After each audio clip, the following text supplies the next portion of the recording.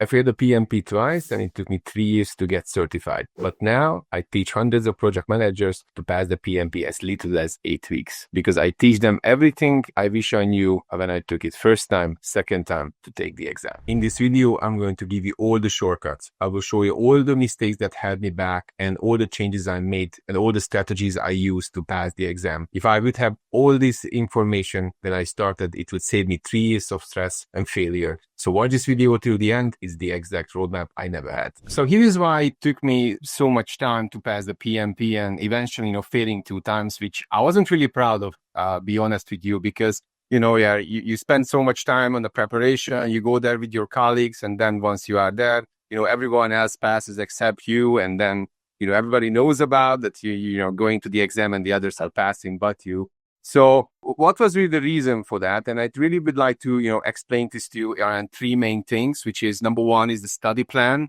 the burnout, the overwhelm, which comes with the exam, and also not knowing what to expect. And I think, where all of us will get started is that, so you are a project manager, you're creating a plan, but how are you going to be able to fit the studies in, with your day-to-day activities, your work, your life, your family, your friends, anything and everything which is coming in between. And I think that's where many of us really, really struggle in the beginning, that we say, oh, I'm going to study as much as I can. I'm going to ask, my colleague who's actually been passed, okay, how long it took? What did you do? And those people were telling you, yeah, it took an awful lot of time. It took me 3, 4, 5, 6, 7 months. I studied every day. And you started to, think about it. Oh my God, this is going to be huge. And you start gathering the materials and you started to deep dive in. And then eventually you end up studying every day, 1 hour to 2 hours to 3 to 4 hours. You study every weekend and technically, not knowing what to do and how to do it, and leading to a burnout. And as soon as you hit the burnout, you are going to be because you are overwhelmed with the information, with the expectations, with what the exam is really represents. And you hit the road when none of the information is sticking with you. You are actually been going to feeling that you're never ready. There is always something new to be learned. And that's where you pause, you're taking a vacation. Then before you restart, you're going to LinkedIn, you're going to Reddit, you're going to forums, what people are saying, what people are doing. And I think I was really afraid to asking simple questions of, how many days to study, for example, what the study duration should look like, because all of us are aware of the amount of information you need to consume or what are the preparation materials, because that's very clear. So PMI makes it a prerequisite that you need to have, let me put this here on the whiteboard as well. So you need to have as a bare minimum the PEM book 7. You need to have the process practice guide. You need to have the agile practice guide as well. So that's the bare minimum you need. And if you grab a hold of those books, you know them, they are long, they are big. They are all written like Historica Britannica 1 to 15, which makes it super dry. So what you do, you started to reading them all, but that takes extremely long amount of time. And, the challenge is with the study plan that how can I equally create something which I can stick to, but also at the same time, is equally flexible if something comes up. And that's where I would say that my first and second attempt was really, really failed, because, I got online courses, I went to boot camps, I got preparation books, I read them all. And until I did third time, I did not realize that I need to do it differently. Otherwise, I'm going to get exactly the same results, which is I'm failing the exam. So what I realized that we all need to have a certain amount of theory. We all need to have a certain amount of understanding, which is important. But the goal is never that you know anything and everything by the book, because PMI will never ask you those questions. And that's why I find the different way of doing it. Then let's say that I'm going to go through in 4 weeks, all the learning materials. But the goal is that to go through them to make sure I hear this once and not to perfecting them. Because I realized if I wanted to perfect every area, I realized I would become a PMP professor. Now, what the PMP professor is doing is talk about PMP for 5 hours every day. But that wasn't my goal in that time. Right now, I have a different passion to make sure nobody following my footsteps, nobody's have to kind of fail to, even once or not at all. But make the long story short, I realized that I need to separate that, the learning cycle. I need to separate the actual testing cycle to testing my knowledge about what I know, what I don't know.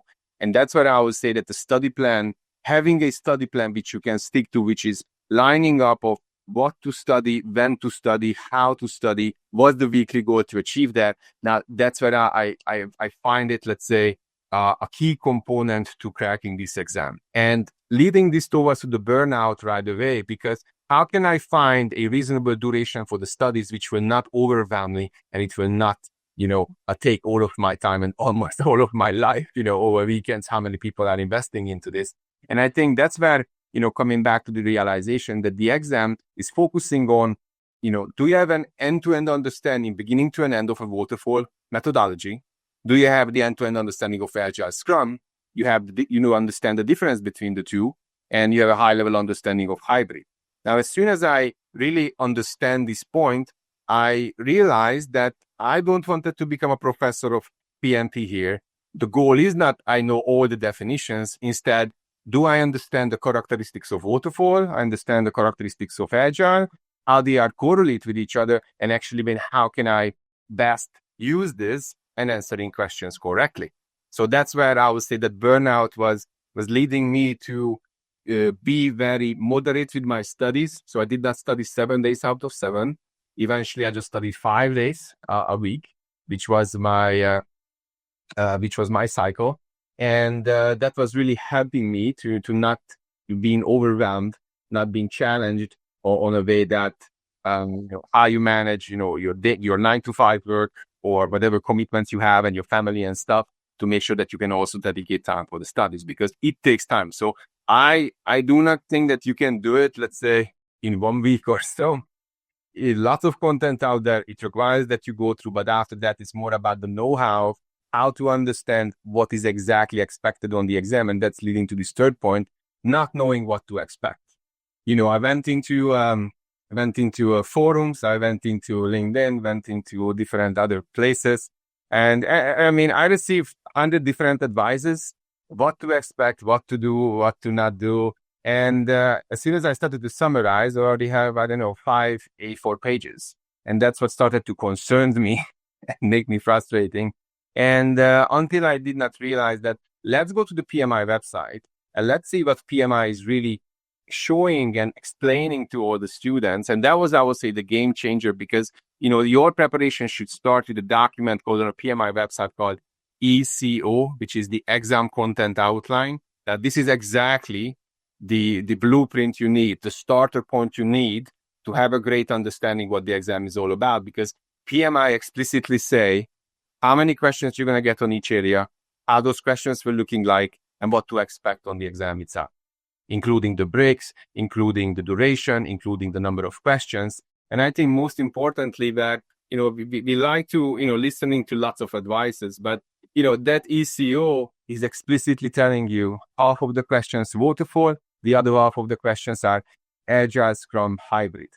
And is this set in stone? You might ask the question. And the answer is absolutely, because PMI telling this every student around the world. So why on earth I will not trust what PMI telling every student instead of the guy who put it into LinkedIn saying, all of my questions are Agile or all of my questions were hybrid. My response to that, PMI will never give questions out to anyone. You're not going to get a printout of the questions. You're not going to get even a real number in terms of percentage.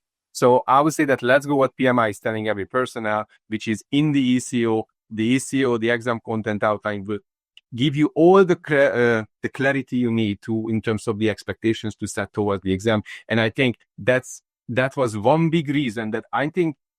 So I failed once, failed twice. And so that was already 2 years past when first time I was actually looking into this document. And I wish I looked into it earlier with a clarity on the study plan, because I was just like spinning the wheel and I felt like I'm moving forward, but I don't. Test scores were not improving. I felt it's all about my confidence on certain topics of Scrum or Agile or how risk management is to be run. But at the end of the day, we also know through this document that every question is situational. That's not my invention. That's coming from PMI. Trust what's coming from PMI. Take all the other advices with a pinch of salt and don't be afraid to asking questions. Because asking questions costs $0. You can ask lots of experts out there, but I think all those three pillars were leading towards, for me to change the mindset, change the way of thinking, change the paradigm around how to prepare for this exam, because that is not much of an innovation in the past, 20 years. But if you're really focusing on not just the content, but how you do it, what's the study plan, or how to prepare against the questions which are really going to come up on the exam, which is we exactly know how to do it and what to expect, that will be the game changer for you, and you're going to be able to pass in 8 weeks. Now, if you are serious about passing the exam and you don't want to waste time and months figuring it out alone, hit the first link in the description. I will show you exactly how my students are passing in 8 weeks. Also, and if you wanted to see how I teach, actually have a look into the next video where I actually break down a real drag and drop question with my students. So see you there.